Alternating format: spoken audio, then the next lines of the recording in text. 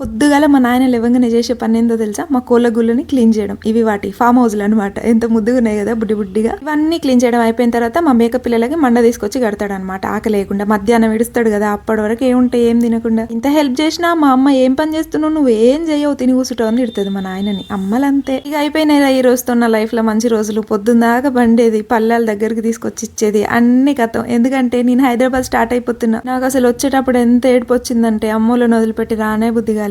కానీ తప్పుద్దా ఇంటికి వచ్చి చూస్తే మామూలు షాక్ కాదు. లైఫ్ లో ఫస్ట్ టైం చూస్తున్నారా, మా ఫ్రిడ్జ్ మొత్తం బూజు పట్టిపోయింది. టమాటాలు క్యారెట్లు తీసుకపోయినా అయిపోయేది. 10 రోజులు అట్లనే ఉంటాయి. ఇంతకు ముందు ఎప్పుడు వెళ్ళినా నేను అట్లనే ఉంచిపోయేది అనమాట. కానీ ఈసారి మొత్తం ఖరాబ్ అయిపోయినాయి. వీడియోస్ కోసం కొనుక్కున్న సగానికి సగం ఫుడ్ ఐటమ్స్ మొత్తం పాడైపోయినాయి. మా ఆయన చాలా కష్టపడి క్లీన్ చేసిండు. ఫ్రిడ్జ్ మొత్తం ఎంత గలీజ్ అయిపోయిందంటే నల్లగా బూజు వచ్చేసింది. ఐటమ్స్, ఫ్రిడ్జ్ అంతా. ఒకటికి 10 సార్లు లైట్లు బంద్ చేసినా, ఫ్యాన్లు బంద్ చేసినా, అన్ని డోర్లు పెట్టినా అని చూసుకున్నా గానీ ఫ్రిడ్జ్ ఆన్ ఉందా ఆఫ్ ఉందా అని చూసుకోలేదు. మా పోరలు తీటగాలి కదా ఎప్పుడు బంద్ చేసిర్రు.